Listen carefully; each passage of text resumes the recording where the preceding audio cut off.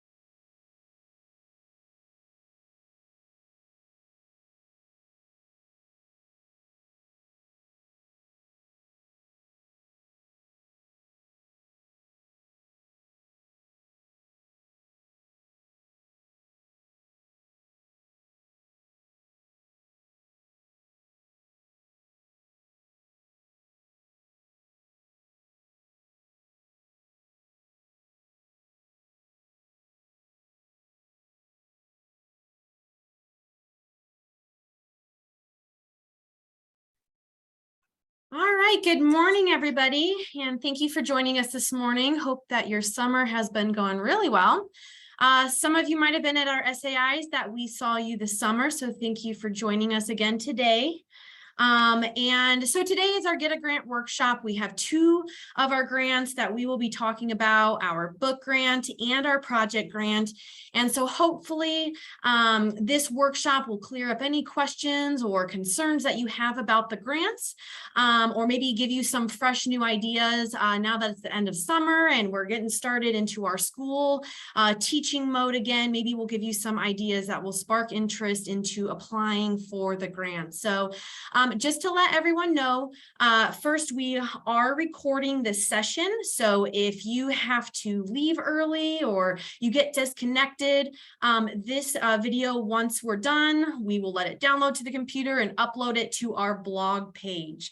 All of the information that we're going to be covering today is going to be found on our blog, which is www.beyondthebarndoor.wordpress.com. And when this webinar is over, once we exit out, it will automatically take you to that blog page where you will find the applications to apply for both grants. And it'll give you all of the resources that we talk about today and more. So that'll take you there immediately. If not, if you have to leave early, you can definitely find it by going to our blog and just typing in Get a Grant Workshop in the search engine, and you can find that page there. I will also show the links at the very end of the webinar. So for today, like I said, we're going to be talking about both of the grants that are available. First, the book grant. We're going to give you some more information about that. We are going to go over all of the books by category and also include some of our lessons that we've designed and some additional resources that you could easily use in your classrooms when you get these books. And then we're also going to go over some of the previous recipients of the book grant and just share how they use the books in their classrooms. Same with the project grant. We're going to go over what the project grant is and give you some information about it. And again, share our previous recipients of the project grant and how they used the funding in their classroom. If you have any questions, feel free to put them to the Q&A box. The chat feature is disabled. So if you have any questions throughout, go ahead and type them into the Q&A box. And at the very end, I will take time to go through and answer all of those questions. So if you have a question, just type it in there. I may or may not cover it. Hopefully I'll cover it during the presentation. And if not, then again, I will answer those questions at the very end. And so let's go ahead and get started. So our book grant, the purpose of this is to integrate agriculture into your spring classroom curriculum with the use of literature. And so the books that we've chosen are all tied to agriculture in some way, shape, or form. And so the books that you choose from one of the categories should be incorporated into some sort of unit study or lesson or project or something. And again, we're going to give you some ideas of what people have done in the past with the books. So a little bit of information about this. You can get up to $250 worth of books. Now we get them for half price, and so we are giving you the books at that same price. So overall it is up to $500 in books, but we're giving it to you for that half price. So $250 worth of books. The application link is right there. It's the iaitc.co/book grants. That's where you can apply. Now you have until Friday, October 14th to apply for this grant. So get some ideas from today, take the rest of summer to think about it. If you're ready to apply today, that's fantastic. If you need a couple of weeks to kind of get back into the swing of school and all of that, you have until October 14th to apply for this grant. Very, very easy application process. Once we get all of applications on November 11th, we are going to notify everybody who is going to receive that grant. So you will be notified on November 11th if you have received the grant. Then we have a funding agreement, and that just needs to be completed and signed by December 9th. So you have a whole month once you have been notified to get that funding agreement completed and signed and submitted back to us. And then your final report is going to be due at the end of school year, May 26th, which is next spring, so 2023. So the books won't come to you until around December. Usually it's about winter break type or time, and then you'll have all of that for the spring semester. So as we're going through today's workshop, keep in mind that the project or lesson, unit study, whatever you're going to be doing and using the books for needs to take place in the spring semester. So after winter break, and it can happen anytime during that. And then you'll type out your final report, talk about how you used them in the classroom, and submit that to us. Okay. So we have 6 different categories to choose from. And basically what you'll do is you will see, you know, as we go through all of the categories, you'll kind of think about all of the books within the categories and decide how you want to use them. So we have 6 categories you can choose from. We have STEM in agriculture. And if you filled out and applied for the grant last year, we have basically the same set of STEM books, which were very, very loved by all of our teachers. So we have STEM in agriculture. We have Illinois authors, food and culture, seasons, livestock, and ag in the past, present, and fictional worlds. And so that last category is going to be more of your junior high level novels. So as we're going through this, what you'll do is you'll think about each of the categories and what category you want to focus on. And then within that category, which books you want to use. So for example, and all the books are different prices. I'm going to just use the STEM category as one example. All of the STEM books are going to be $4 each. So for $250, you can get around 61 books. So you could do, you know, 10 of each of the STEM books. You could do, you know, pick a couple and do, you know, 20 of each of those 3 different books, or, you know, however you want to do them. You get up to $250 for the books within one category. Okay.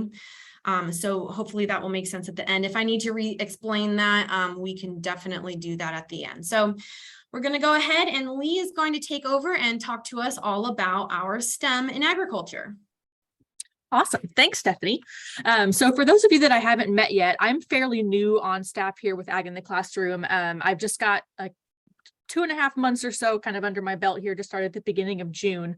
I'm the new education specialist, and I've been kind of here, there, and everywhere this summer. But for those of you that I haven't met, hello, you'll be seeing my face quite a bit here. So I'm going to start off by talking about the STEM and agriculture category.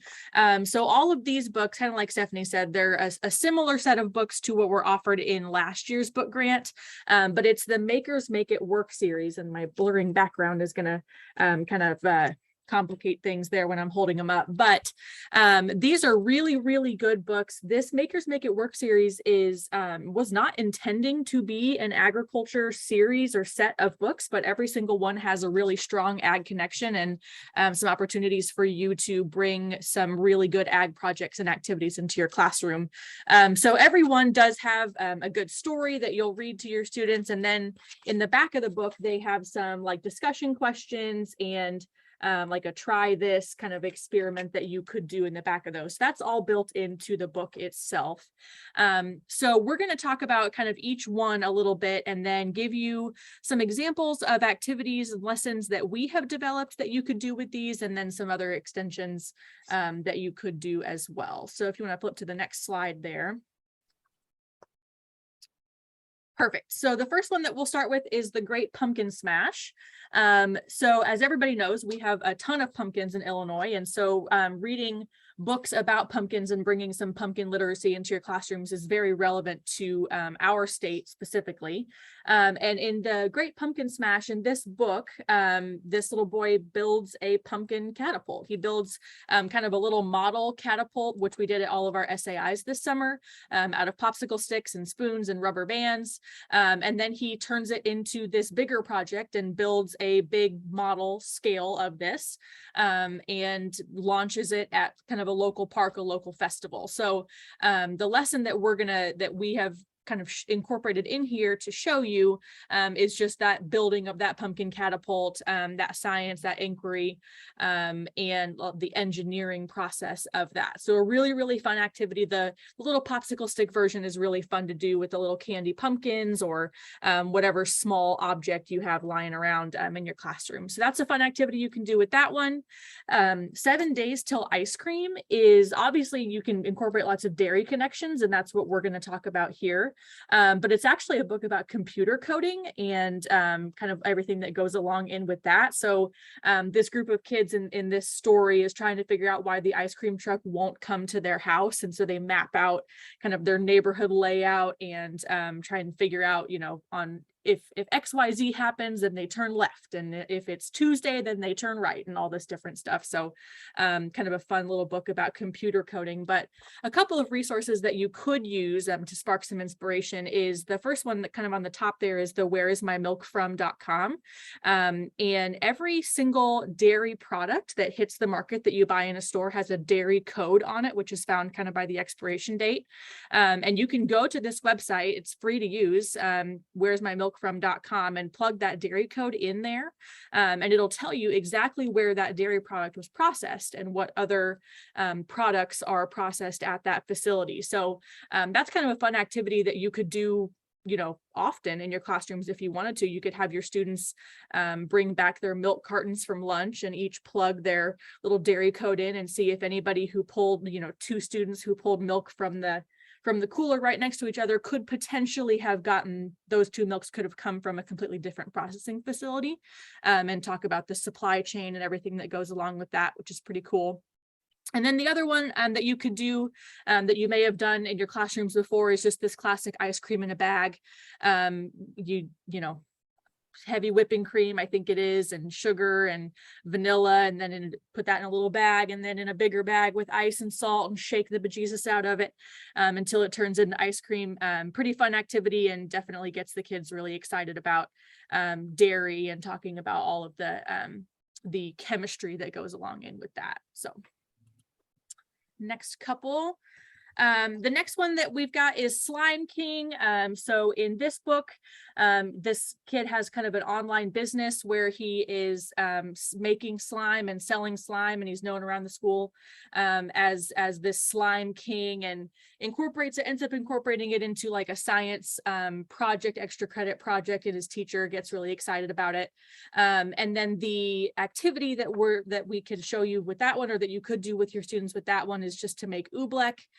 Good corn connection. If you talk about corn production in Illinois, it's made with cornstarch and water.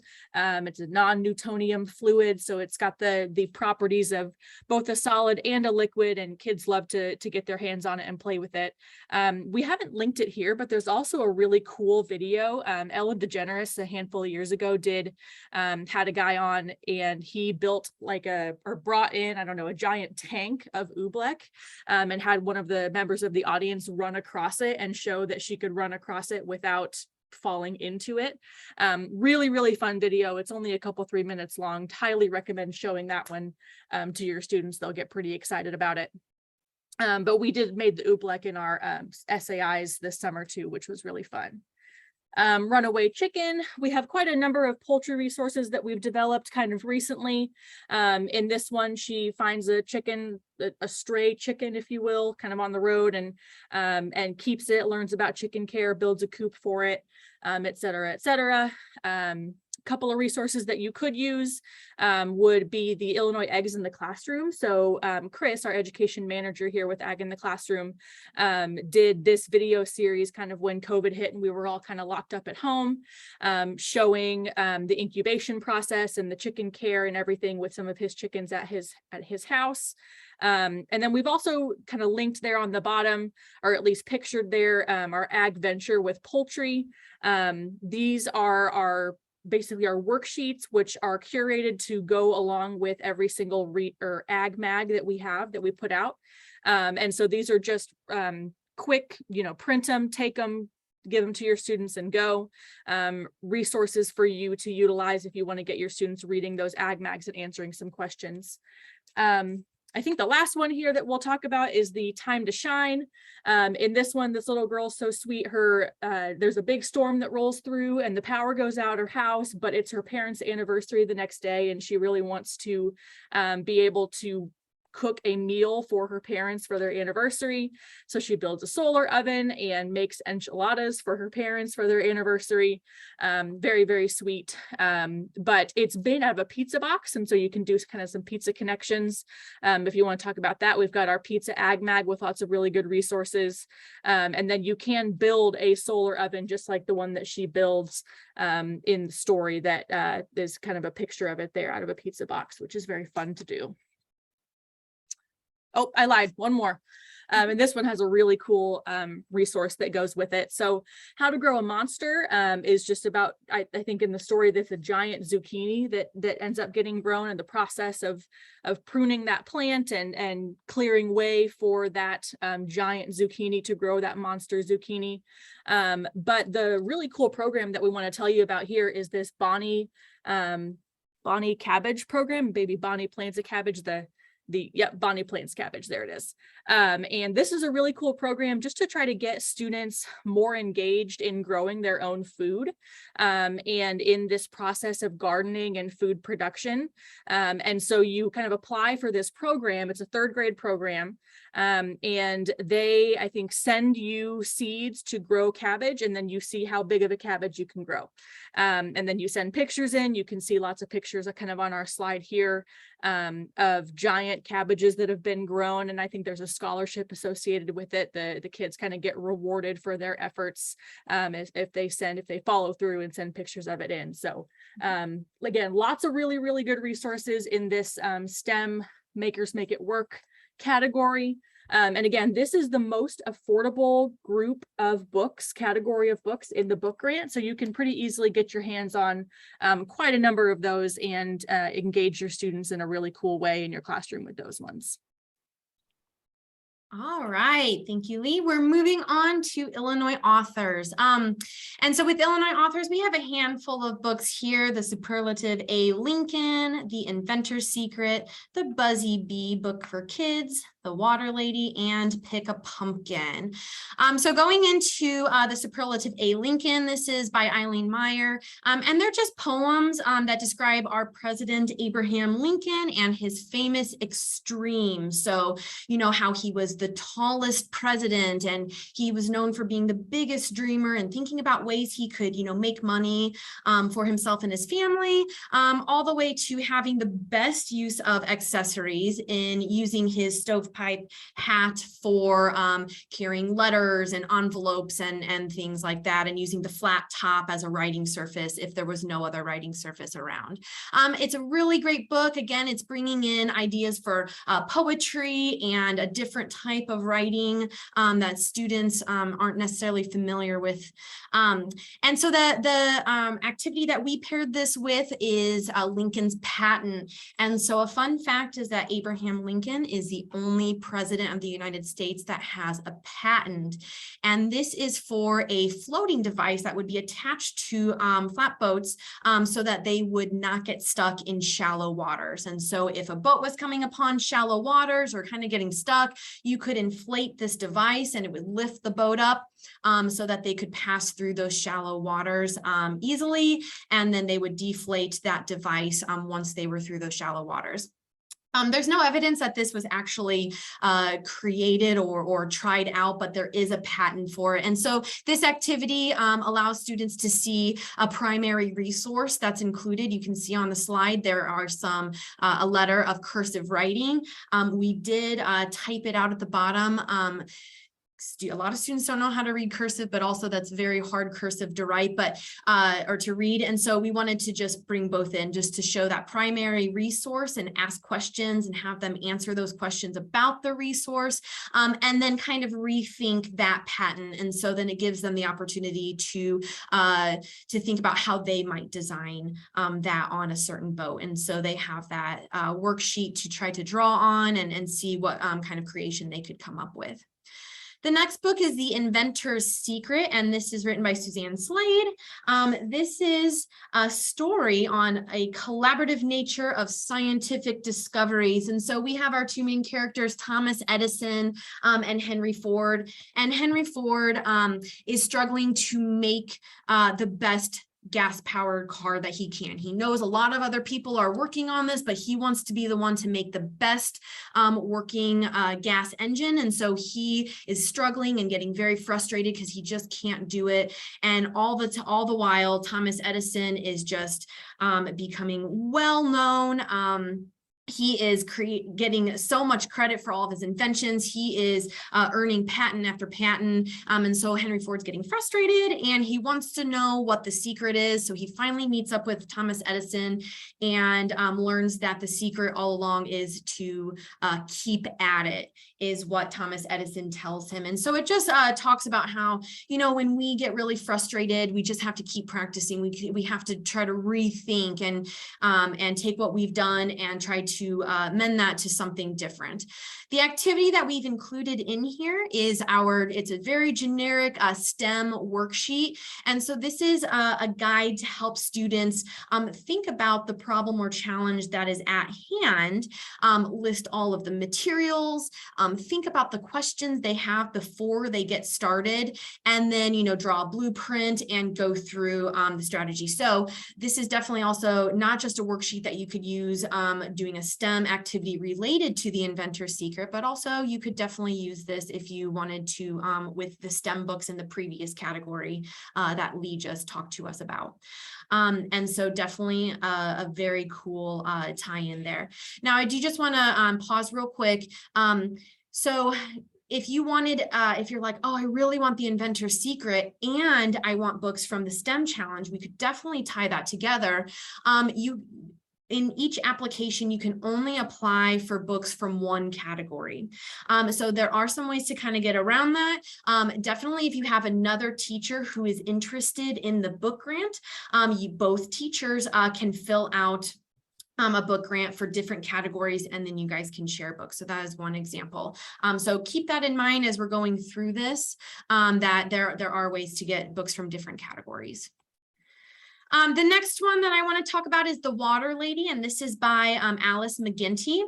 This is a fantastic story, and it's based on the true story of Darlene Arvizo, who single-handedly delivers 3,500 gallons of water to over 220 families on the Navajo reservation. So families that live on the Navajo reservation, there's no running water at all. And so it's very, very hard to get fresh water for those families.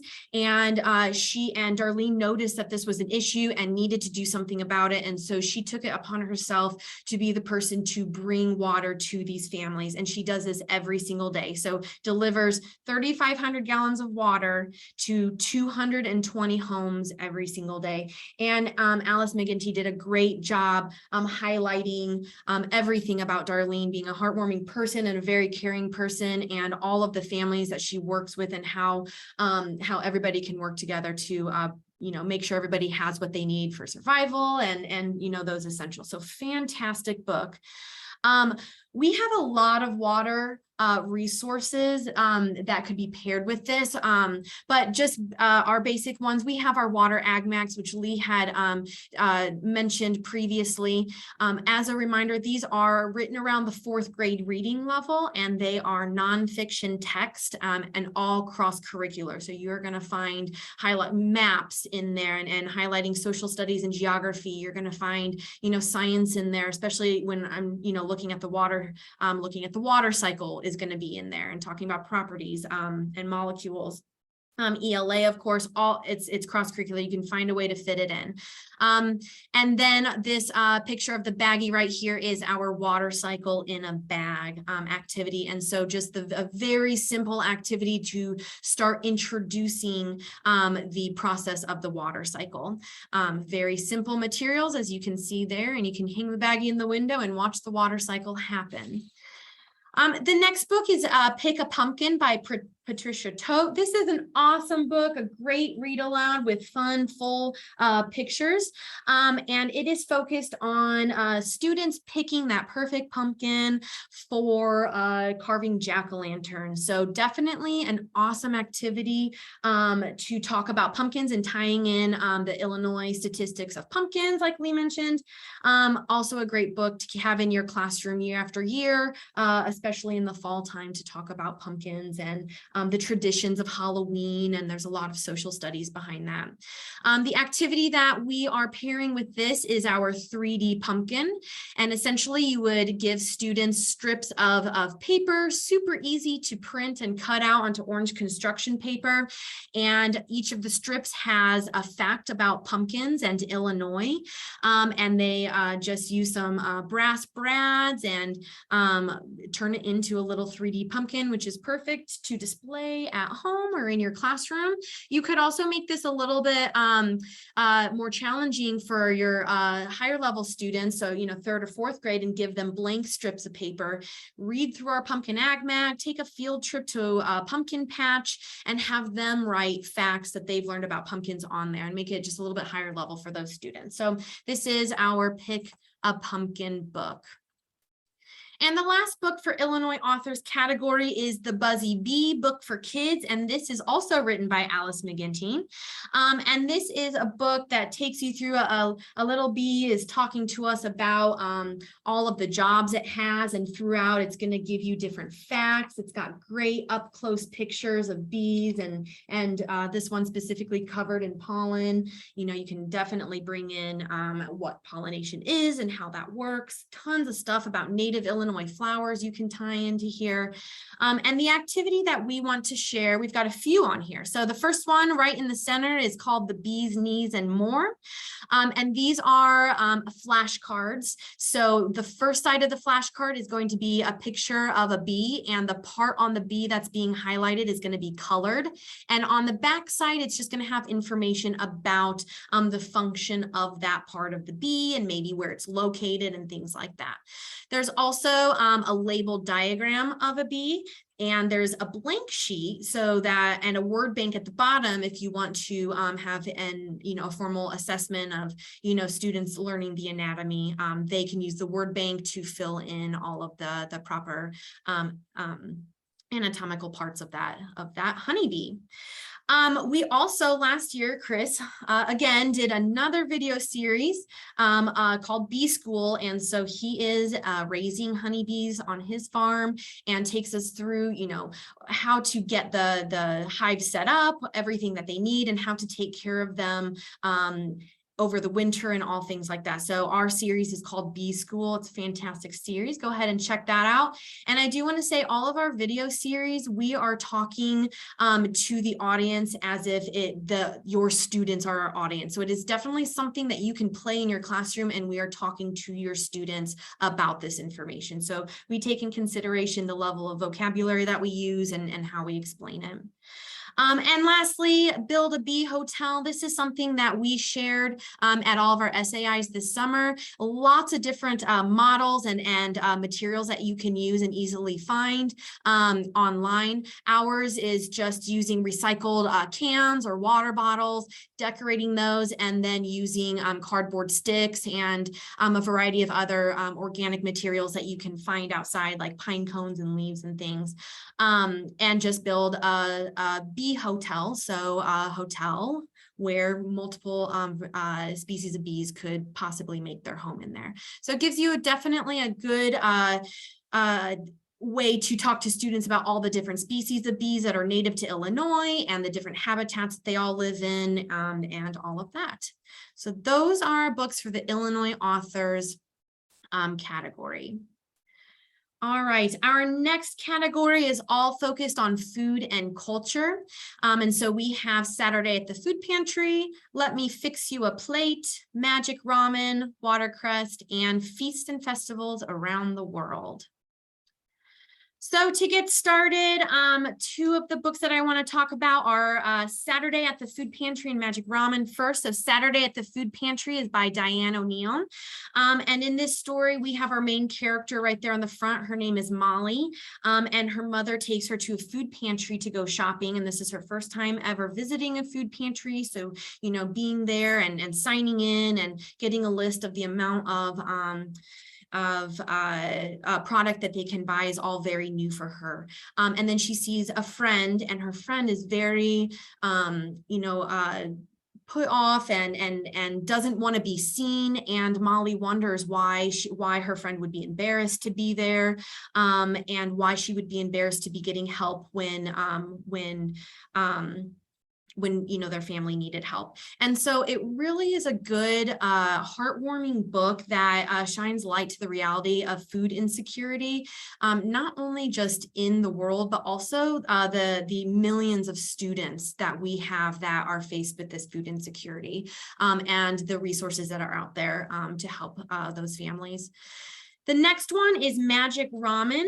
Magic Ramen is by Andrea Wong, and this is a story about Momofuku Ando, who after World War II just observed all of his community standing in lines in the bitter cold for very small amounts of food, and so he decided to take action. And so this takes place in Japan, and so he goes to his backyard shed and experiments and uses his creativity and persistence to try to find, to create a new type of noodle soup that was affordable and very quick and nutritious and also had some flavor to it. And so he came up with what we know now as ramen. And so there's a lot of different, restaurants and creations with ramen. And so this just gives students that idea of he saw a need for something and created it. And now there's a lot of different recipes for how to make that. So one resource that we have for this is called the Hungry Planet Gallery Walk. If you're not familiar with Hungry Planet, this is a really cool resource to have.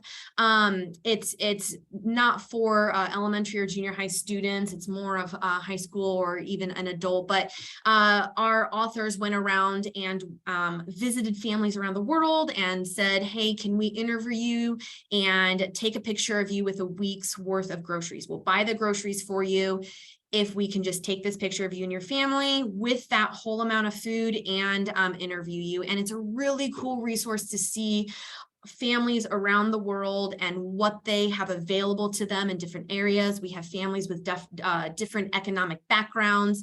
And so basically the Hungry Planet Gallery Walk is you would have the pictures of different families, hang them around your room, and have students walk around to the different pictures and make observations of the pictures. What do they notice about the families, the type of food that they have around them, how much food is it, is it nutritious? Are they dried meats? Are they fresh? Are they processed foods? Things like that. And so it gives students an idea of families around the world and what's available to them. Definitely a lot of geography that you can pull in and natural resources for where those communities are settled. So a lot of really cool discussion that you can have with that. The next book is Feasts and Festivals Around the World. And this is again by Alice McGinty. This is one of her newest books, besides The Water Lady, that have just recently come out. And so this is an awesome book. It takes you from the Lunar New Year to Christmas. So starting at the very beginning of the year to the end of the year, and it highlights different cultures and the festivals and celebrations that take place at different months throughout the year, highlighting food and the different dishes they have and the different celebrations that take place and a little bit of history behind that. So definitely a great way to talk about the similarities and differences within food around the world. Why do certain cultures utilize different plants or different parts of the plants? How are they similar and different to what we know? And all of that. And so obviously all of these nutrition lessons that we go can fit perfectly with all of these books. But a couple more activities, the coriander and cilantro cuisine, we paired it with this because the coriander plant, coriander is the seed. And so in Indian cuisine, that is crunched and turned into a spice that is that gives a lot of flavor to their food. Whereas the leaf part of the plant is what we call cilantro, and that's typically more focused in Hispanic cuisine. And so we're looking at the fact that one plant, we utilize different parts of that plant in our food, and it gives off completely different tastes. And so we have plant science in there. We can talk about different cultures and the uses of all those. So a lot of things that you can talk about. Fun activity using pipe cleaners and little muffin paper liners. And so it's a fun, cute activity. Another thing I wanted to highlight is you could also introduce the fact that many other countries also utilize the use of insects as a way of getting protein. And so there is a website called ediblebugs.com, which will be linked on the blog page at the very bottom in additional resources. And so you can get, chocolate coffee covered crickets and have your students, test it out. And I did that actually at my national presentation, and it was really fun. So lots of different flavors of crickets, and you could get scorpion pops or suckers and all sorts of fun things. So another way to try to bring in that idea of, is it weird or is it just different? So we might, think it's weird, but many other countries don't get so grossed out by bugs. And in fact, utilize the fact that they're very easy to get and very cheap to raise and harvest. So lots of fun things to talk about. The next book that I want to share is called Watercress, and this is also by Andrea Wang. And this is a story about a family, a Chinese family. The main character is Chinese American, and they drive around to the ditches by the cornfields where watercress grows, and they pick the watercress. And our main character is kind of embarrassed because if, her classmates walk by and see them just picking food in the ditches, they might, judge her and make fun of her. And so she's really worried about that. And at the end, then she talks about, and this is based on a true story that she, from her parents. And so she just realizes that, what she might think of as bad memories are actually really good memories from her parents, and how they had watercress for every meal, and it was, from better times. And so it just talks about how you can appreciate different cultures and learn to love your family and where they come from and the background behind, the reasons why we do things. Excellent book here. The activity that we paired with this would be, first of all, our Nutrition Ag Mag and the Ag Venture that goes along with it. And like Lee described, they're one-page cross-curricular books to help students learn more about how to read nonfiction text. And then this little picture down here is our specialty crop self-portrait activity.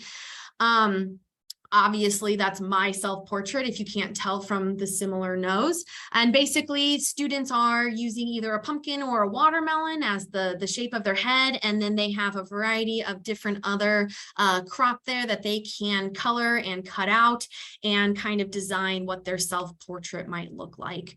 There's a lot of art history behind there as well. When you get the specialty crop self-portrait lesson, it connects to art and artists, and you can read the background there. So a lot of fun art project. The next and last book for this category is called Let Me Fix You a Plate, A Tale of Two Kitchens. And this is by Elizabeth Lilly, who took her own experiences about their family driving to grandma's, both sets of grandparents' house. So first dad's parents they go to, and then mom's parents. And she just talks about the differences within the family and the differences between the food and the feeling and the celebrations, and how both of them could be so different and unique, but also give you that, you know, really warm feeling of being together and how food brings us together. So it's a really unique perspective of having a mixed family, and how that can be so unique and also awesome at the same time. So that is that. And then our activity that we paired with this is called Colors on Your Plate. And it's looking at the fact of how our plate should look. What are the nutrients that we should be taking in at every meal? So we do suggest that you go to www.myplate.gov and talk to your students about the different categories of food that our bodies need to be healthy and powerful. And so we use this example. This is straight from the website, and then students use a paper plate and mark it off into the different categories and then draw what their favorite foods are that would be in the category. So some of you, if you're teaching, you know, a younger set of students, maybe first or second grade, you start talking about first, you know, what are different fruits that you know, or what are your favorite fruits, and list them on the board. You know, what are different grains? What does the word grain mean? Where do we find these? And so kind of identifying some of those, and then students can personalize their plates to, you know, what they like to eat. What are their favorite foods in each of those, and what would the perfect meal be for them? All right, so that is the last of food and culture, and Lee is going to take us through seasons. Absolutely. So our next category is seasons. And so in this category, we have a book that kind of correlates to each season. So Winged Wonders is our summer book.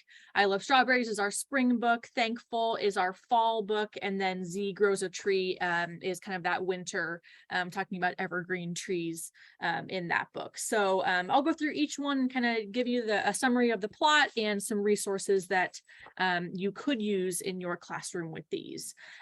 So Winged Wonders is kind of a true story, or based on a true story about solving it. The subtitle there is Solving the Monarch Migration Mystery. So for many years, we did not know where monarch butterflies were migrating to. And monarch butterflies are such a powerful pollinator for us and for our crops. And so we wanted to be able to solve this, and it actually became kind of this group effort with like thousands, tens of thousands of people who helped to tag wings and single-handedly went out and like followed the butterflies through Mexico and discovered where in the mountains these monarch butterflies in Mexico, in the mountains in Mexico, where they were kind of overwintering when they migrated. So a really cool book there. A few kind of resources or kind of fun activities that you could do to go along with this one. There's a butterfly life cycle there kind of in the middle, talking about the different stages of a butterfly's development in their life. You also could do kind of a fun arts and crafts activity kind of just above it to the left, where you kind of build a butterfly sort of with like tissue paper, colored tissue paper, and little Ziploc snack bags, kind of fill those with different colored tissue paper and kind of build a monarch butterfly there. Another resource that I did want to mention to you is this Illinois Monarch Project. So the goal of this project is to, I think it's to plant 150 million more milkweed stems in the next like 15 or so years. And so milkweed, if you don't know, is kind of the primary food of monarch butterfly. It's what they eat and where they lay their eggs. And so kind of getting more milkweed kind of in our agricultural areas and our ditches around our houses, really anywhere that we can plant milkweed. And so you kind of go to this website and take the pledge and say how many milkweed stems you're going to plant, and kind of a way to save the pollinators and save those monarch butterflies there. So that's Winged Wonders. The next one is I Love Strawberries. This is a really, really fun book. We actually had a chance to meet the author of this book a few weeks ago at the National Ag in the Classroom Conference, and she's phenomenal, really, really good. In this book, this little girl wants to grow, she loves strawberries, clearly, and she wants to grow strawberries. And so she kind of learns about the planting process and the harvesting process, and then she's overrun with strawberries and she does a pick your own kind of activity. And it's written kind of with this like journal theme to it. So she writes journal entries for different days and kind of follows the journey of growing her own strawberries. And so it's a really, really fun book. A lot of really, really good information in there. And the author, Shannon Anderson, kind of plugs in lots of little like scientific tidbits about growing strawberries in there, which is really fun. A activity that you could do with this one is this DIY seed tape. So seed tape is a product that you could buy at your local farm store, online, or wherever, that makes the gardening process kind of easier. So traditionally, when you plant a garden in your backyard, you dig a trench and then you get your little packet of seeds and you look on the back and see how far apart they need to be planted. And you go and drop them individually kind of into your trench at that whatever spacing that seed requires. But seed tape is a product that you can use you basically dig your trench and then you go and buy the tape, kind of like a roll of tape that's got the seeds for whatever plant, whatever vegetable or fruit that you're trying to plant, already kind of embedded into that tape. And you just lay it out in your trench and then you cover it back up with soil. The tape itself sort of disintegrates into the soil and then your seeds are right there, spaced apart how you need them. So you can do a DIY version of this really, really easily with just a few resources that you probably have on hand. 1-ply toilet paper, which we have in abundance in our schools. And then any kind of seed that you want to plant and just like a little spray bottle that you can just make your own seed tape and let it dry and kind of do this kind of a DIY version in your classroom. So really fun resource there for your students. The next one is Thankful. And in this book, this little girl is basically just taking inventory of all of the things that she's thankful for. She and her family have this tradition where I think the days between Thanksgiving and Christmas, I believe maybe, they make a paper chain with as many days as there are in between those two holidays, and they take inventory of all the things that they're thankful for.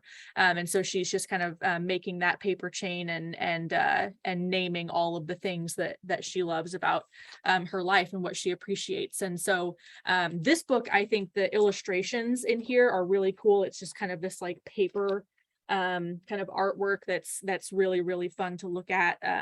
And you could do a lot of extensions with this, have your own students take inventory of what they're thankful for. And then also kind of below the book on the slide there, just a fun arts and crafts activity. You could build a turkey out of little pudding cups and googly eyes, because who doesn't love googly eyes, and pipe cleaners or feathers or whatever you've got laying around. So fun one there for the fall season.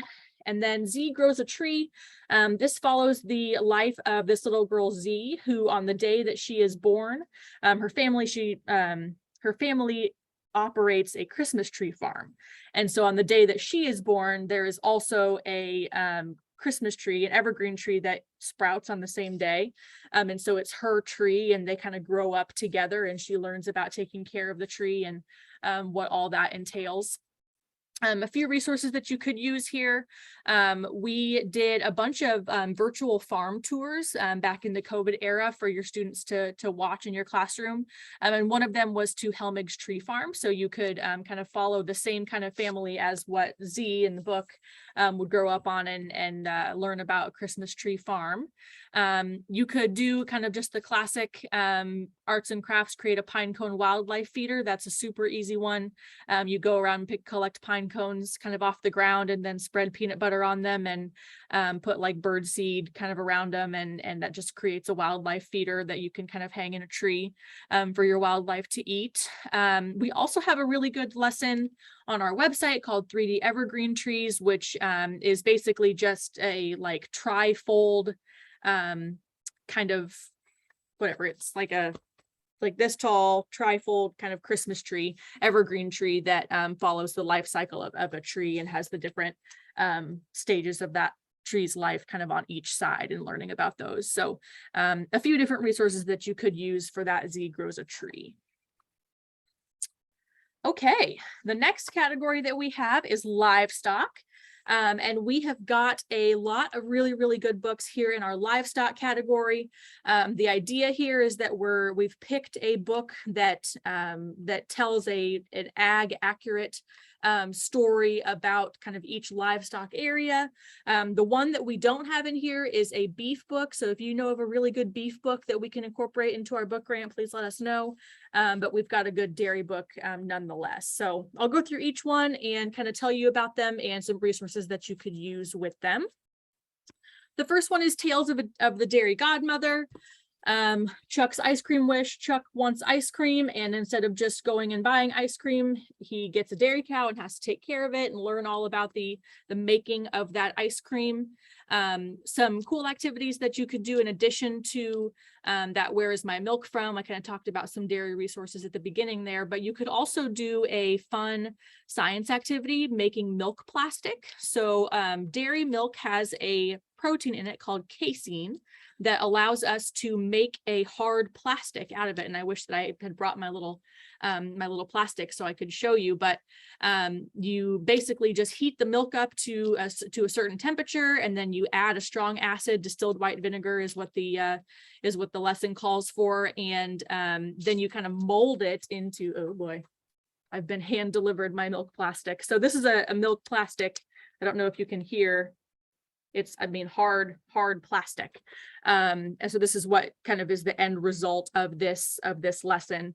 Another cool one that's on our website is called Moo Mask. And it's basically just an arts and crafts activity for students to learn about the kind of facial features of a cow and then make a mask out of a couple of paper plates. And so that picture, I think, was submitted by a teacher who did this in her classroom, and all of her students are wearing their little moo masks, which is really cute. The next one, the last one in this category, I'm kidding, not the last one, not nearly the last one. It's only the second one, Lee, is the Pig War. And this is also kind of based on a true story on San Juan Island, where we had kind of an American community and a British community, and a pig gets out of a fence and goes and roots around in somebody's garden and eats some potatoes, and then one thing leads to another, and it almost creates an entire international conflict out of just this pig escaping from a fence. So kind of a good story and historically accurate there, and they go through at the back of the book all of the different timeline and the research that had to go into writing this book and making sure that it was accurate.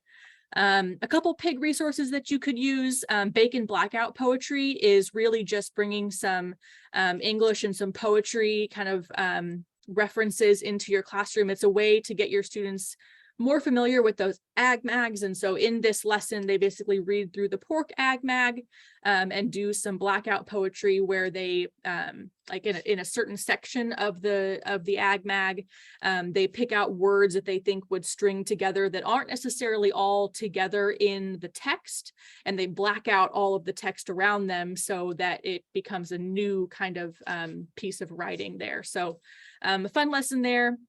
Another arts and crafts out of I think that's an applesauce cup or an orange juice cup, making a pig, googly eyes. Again, who doesn't love googly eyes? And then another AgMag resource that you could use kind of right below the book there on the slide is, I think those are pig placemats is what we call those.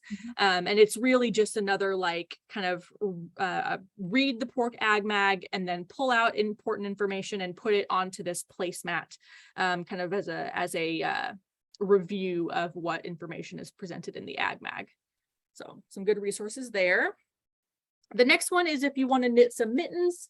This is all about sheep production. Is again, the kind of the theme of this is a kid wants something, some ag product, ice cream or mittens, and rather than just going and purchasing them, they decide to raise the entire animal and get the product from the animal itself, and the process of caring for that animal, and in this case shearing the sheep and processing that wool into making it into yarn to knit some mittens with. So sweater weather weaving is really just a kind of a braiding activity with yarn, talking about the wool process. Also not listed on here, but a really good resource for you is the National Ag in the Classroom organization has a store that you can kind of purchase kits for some lessons that they've put out. And they have some wool kits on there that really show wool at different stages of processing. And different kinds of wool and everything like that. And you can get a kit that really allows you to like do that processing kind of yourself with your students. So a good one there, I think it's agclassroomstore.com is where you find those resources. The next one is Barn at Night. It's a really fun story about a little girl and her dad and going out and doing chores early in the morning and late in the evening, kind of in the winter, and what happens in their barn at night. And we did another video series kind of that correlates with this, where we asked some of our viewers and stakeholders to record just some short videos of what's happening in their barn at night. And so we got a lot of really good submissions for this, and it was a really huge success kind of on our social media and stuff. So definitely check those videos out with your students as well. Then the last one in our livestock series is Sonia's chickens. And so Sonia in this book gets her hands on a few little chicks and raises them from chicks all the way up to laying hens, and kind of has maybe a little bit of a tragedy, loses one of them, talks about the life cycle and all of that. So a really good accurate book about raising chickens. And one more poultry resource that we put on this slide for you, in addition to the ones that I mentioned earlier in the STEM category, is this one, Excellent Embryology. So if you've ever incubated chicken eggs in your classroom, it's a really fun and relatively easy thing to do if you can get your hand on the fertilized eggs in the incubator. But it takes 21 days to incubate chicken eggs, and it's really, really boring for the first 20 days, and then really exciting on the 21st day, and then you're left with all these chicks that you don't know what to do with. And so a way to kind of fill those first 20 days with some more educational resources is this Excellent Embryology lesson resource that we've developed that has an illustration of what's happening developmentally inside the egg at each of those days of incubation. And you can kind of cut on the backside of those is also some facts about what's happening developmentally. And you can cut each of those out and put it in like a little plastic egg and have your students open the egg every day and see what's going on. So without actually cracking open a physical chicken egg that's halfway developed, which would be pretty gross. So some good resources there for our livestock category.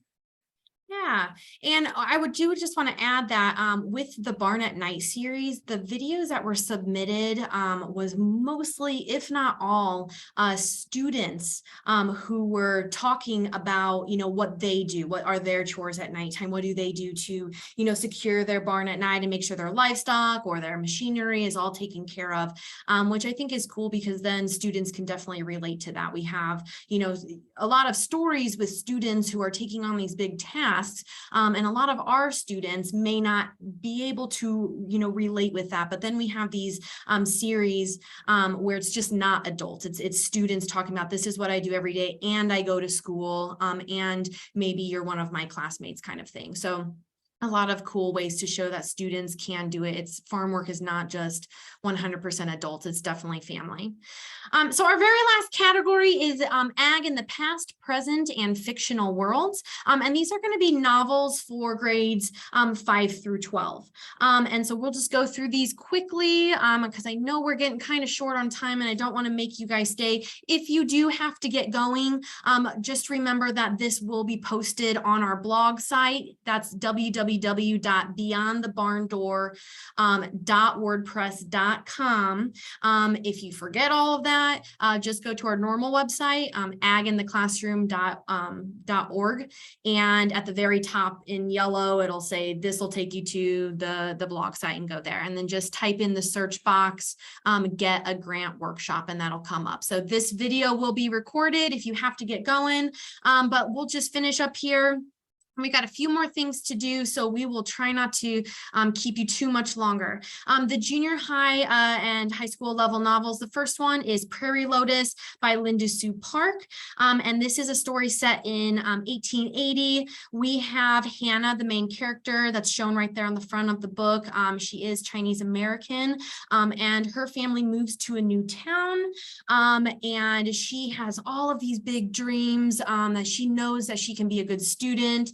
And her dream of becoming a dressmaker, she just has this really big light in her. And then she soon discovers how unwelcoming the townsfolk are because of her background and her nationality. And so she has to deal with, finding herself and staying true to herself, and also trying to get through and make friends and try to persuade those around her that they need to look beyond the surface and that she's a human being and has skills and good work ethic and all of that. So it's a really good story for students to look at different perspective and tearing down those walls of different races and cultural backgrounds. And so that is that. And so we have a chapter reading guide that you can go along with this. So we already put all of it together. It's got discussion questions. It has different writing prompts and different types of extension activities. The extension activities could be just some sort of classroom engagement. It could be focused on history or art. A lot of different cool things. And then, of course, we picked out some vocabulary words for each chapter. So a great story to read. The second book is called Flip the Bird. We talked about this last year as well, and we actually did a book club based on it. So if you were one of our book club people, thank you. We hope you enjoyed that. So Flip the Bird, definitely the cover and the title is a little misleading. Basically what we have is our main character, Mercer. This is kind of like a new age modern Romeo and Juliet with animal rights, threaded throughout it. So Flip the Bird, Mercer is a falconist, and so they train falcons and raise them and train them. And he falls head over heels for this classmate, and her parents are diehard animal rights activists.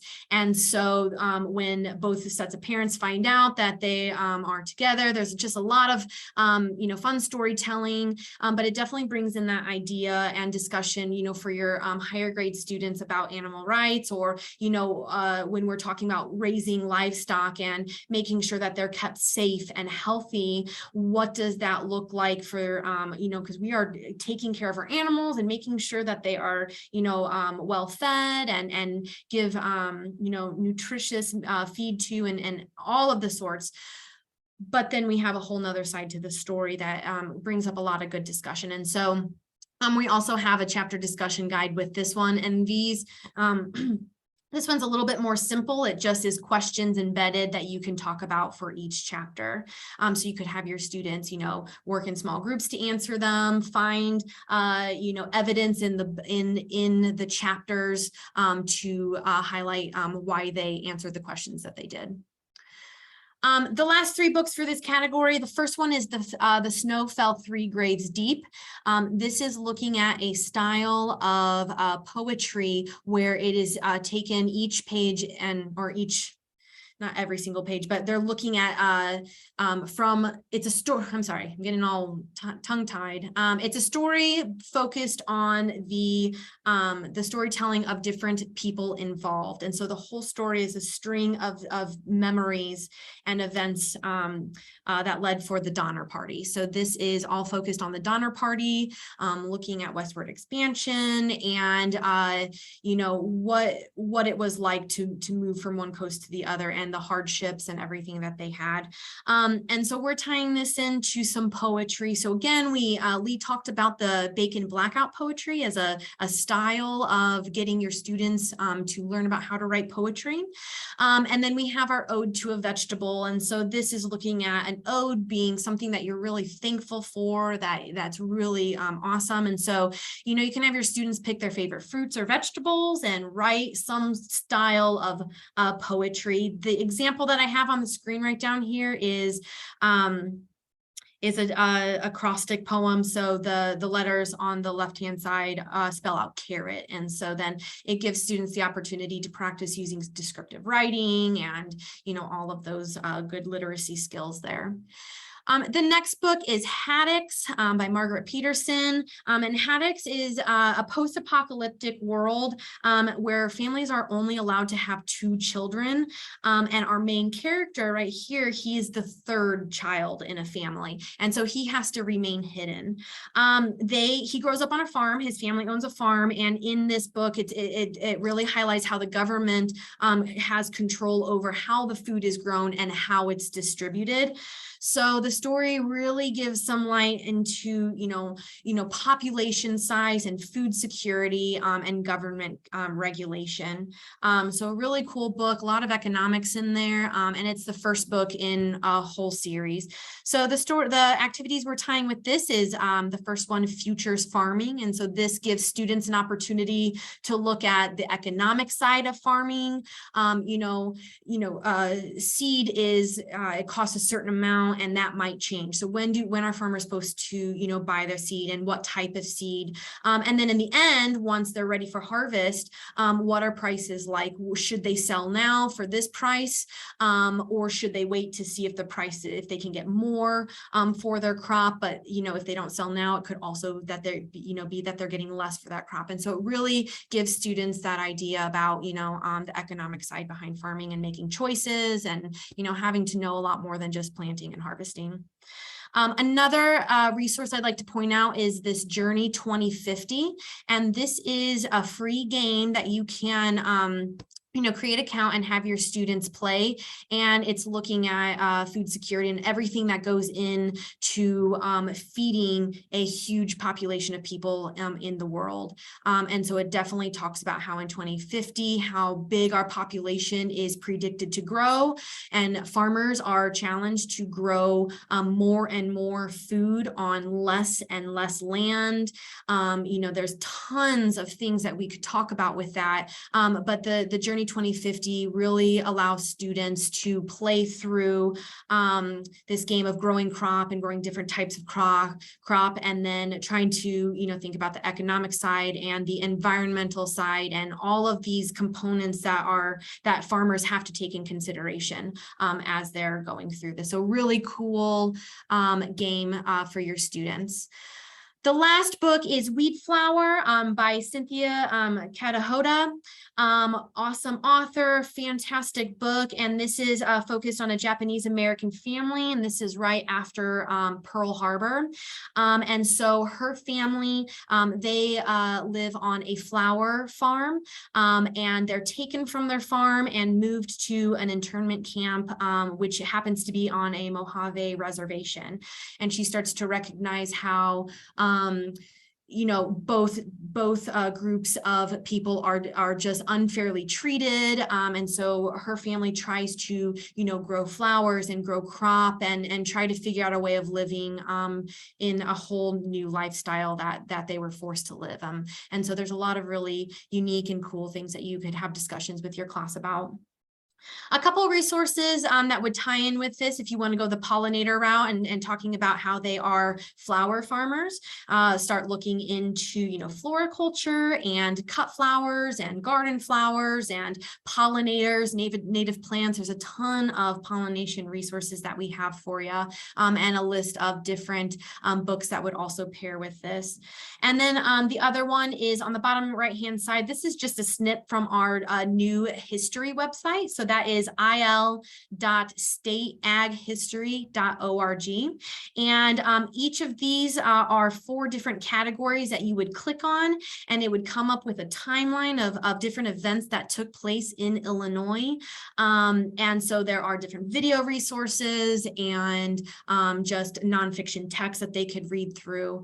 And so it's a really cool resource to use as a connection to pair with this or to, look through. So I encourage you to go and check out that website. Lee's going to take us through some of our previous recipients for the book grant. Then we're going to quickly go over the project grant, ask some questions, and then we will be done.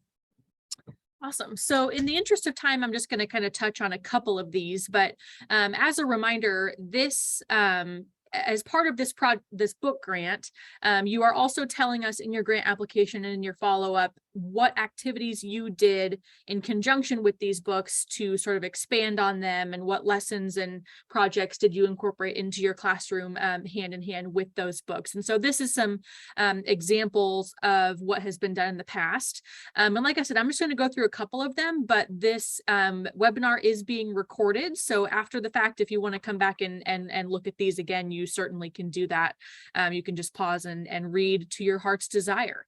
So just a couple of cool ones. This one in the top middle, your local Ag in the Classroom coordinator is going to be a really, really great resource for you. So in this 3rd grade classroom, they got kind of a handful of different books, science and ag topics, and they invited their local Ag in the Classroom coordinator to come and do some activities with their students in conjunction with each one of those books. We've also got kind of just to the right of it, an 8th grade classroom where they did some pollinator activities, learning about how bees make honey, did a bee dance, anatomy of bees, that all kind of went hand in hand with books in a pollination category. And then kind of the bottom left one there that I think is really cool, they used the book Nachos to talk about character traits and sort of a nutrition aspect in there, and then did like a farm to table activity where they looked up all the ingredients for nachos and then ended up having a nacho day in class. So I would imagine those junior high students were pretty happy about the cards they were dealt there, that they got to have nachos in class in conjunction with the book grants from this, or the books from this book grant. So a couple of examples there. All righty. Our project grant, again, just like the book grant, the purpose of this is to, create interesting and valuable agricultural experiences for your students. So we want to know for your project and for the book grant, how are you adapting the books or the materials from the project grant to teach your students about some aspect of agriculture? So when we're talking about the word agriculture, we're not specifically saying you have to focus on growing crops or raising livestock necessarily. There are tons of different aspects to this. Soil health, pollination, native plants, water and natural resources. So everything that goes into keeping our environment healthy and safe so that we can grow and raise food, raise food for the world to eat. So we want to know it needs to be some connection to agriculture in some way. So keep that in mind. But as you saw, there's tons of really great ways and easy ways that you can tie that in. So for the project grant, you are going to get up to $300 of materials. So this would be a reimbursement. You would tell us in the application, what you're planning for your project, what materials are going to be required for that. And then we will reimburse you for the materials, once you've been given or granted that grant specifically. So the application again is iaitc.co/project grants. The deadlines are all the same as the book grant. So the application deadline is October 14th. We will notify grant recipients on November 11th. Your funding agreement needs to be completed and signed by December 9th. And then your final report would be at the end of the spring semester in May, on May 26th. So again, this would be a project that you are planning for the spring semester, okay? The grants need to be focused on materials that can be used over multiple school years. So, you know, we don't give you funding for field trips because that's a one and done. Landscaping and plants, we would love to you know, fund for that, for, you know, some sort of garden, but unfortunately during the summer, a lot of gardens aren't taken care of, and then you would have to redo all the plants year after year. Incubators, we have so many in Illinois that if you really want to incubate eggs, we can find you an incubator. Just reach out to your county coordinator. And then again, consumable items. So anything that you can't use year after year, we're not going to grant you. But there's a lot of cool things that you can do instead of those. So I do want to just take you through a couple of these. This third grade class, they requested materials to build a small greenhouse. They had already had a garden already prepared, and they wanted to protect it a little bit more and learn about different styles of growing crops. And so they got materials to build a really small greenhouse. We have a lot of classrooms that have hydroponic kits. So, you know, the PVC piping, the hoses, the pump, the tank. This specific class also connected their hydroponics with aquaponics. And so they grew plants on the top. That hydroponic system was attached to an aquarium that had a goldfish living in there. And so students had to maintain the proper pH levels. They learned about the different sort of elements and nutrients that are being cycled through both systems. And then they grew, you know, different sort of crop that they could then taste test in their classroom. You could definitely do some stuff. This fourth grade classroom did stuff with coding to look at the impact of erosion around the world and different geographical locations. We had a sixth grade class that requested cell models, puzzles, and microscopes so that they could learn about the basic plant and animal cells when we're looking at, you know, growing plants and crop and raising livestock and all of that. And so they were able to look at different like corn leaf cells and all sorts of really cool things. And then the last one I want to highlight is just the fact that we had a high school foods class that was requested food scales to weigh their food. We have a lesson called Meat of the Matter, and so it's looking at food waste and, you know, how much of the product are we actually using versus what we throw away. So like grapes, they don't have very much waste, they just have the stem that we just kind of toss. Whereas a pineapple, you're getting rid of the top, you're getting rid of the skin, you're getting rid of the core. So that has a lot more waste. And then you could even definitely start talking about different meats and thermometers and how to prepare food. So it could definitely be the beginning of the supply chain or the end of the supply chain and looking at that food and nutrition side. So a lot of cool things. You can, for your grant money, you can have materials to build stuff. You can get materials to print lessons or do a certain lesson. Let's say your lesson involves a little, we had a teacher who had the state of Illinois and wanted to highlight all of the prominent crops that we have. And so she had little, you know, pumpkins to put on on Morton County to show that that's the pumpkin capital of the world. So like little things like that. You could even get books. If you filled out the book grant, maybe you have some other books that you're thinking, oh man, I have this book would work perfectly with that. We will also, we can give you money for books as well. So a lot of different things that you can use them for. It doesn't have to be materials to grow or to build like a greenhouse or anything. It could just be normal materials that, you know, you just need for your classroom to do a certain activity that you want to do year after year, things like that.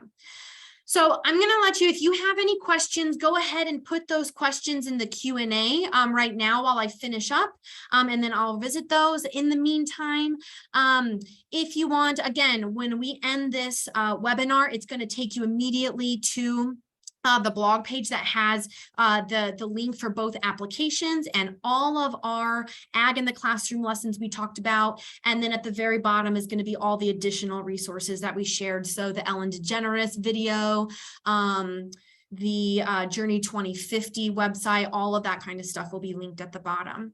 But again, the application links are iaitc.co/book grants or /project grants. That'll get you there. And then our workshop, if you accidentally exit out, it's just that same iaitc.co/grant22. That will take you to the blog page for everything. So there's a couple different resources. Last thing before questions, thank you guys so much for joining us today. I really hope that that kind of cleared up some questions that you had or gave you some ideas on what you want to do into your classroom to teach students about where their food comes from, how to grow food, you know, everything that we need to be talking to about our students that is 100% relevant to their lives. All of our resources right now are going to be hosted on beyondthebarndoor.wordpress.com. We have a lot of lessons and booklets on our original website, agintheclassroom.org, which is getting a facelift currently. So hopefully in the next few months, we will have a brand new website. It'll have the same exact URL, so that won't change. But hopefully that's coming out soon. Go ahead and give us a like on Instagram at ILAITC and follow us on Facebook. We do lots of posts on there to keep you up to date with everything. So let me exit out of here and let's look into Stephanie, there was one question real early about grade levels. Sure. I handled that one, and a couple people texted me. Thank you.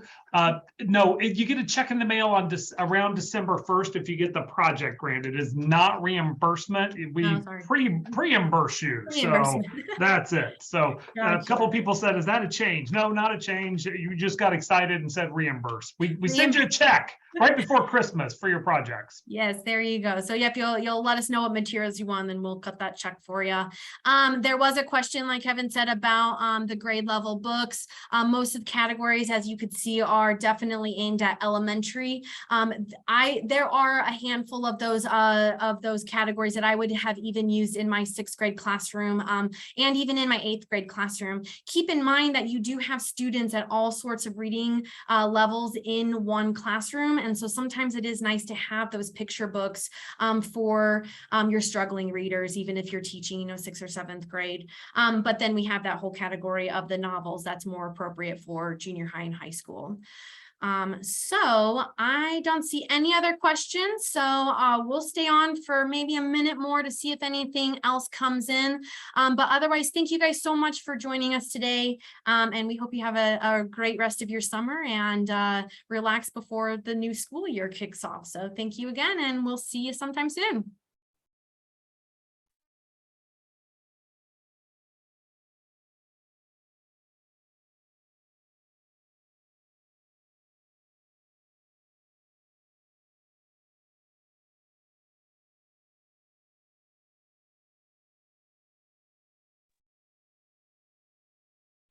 All right, I don't see any questions, so we're going to go ahead and end this. And bye-bye.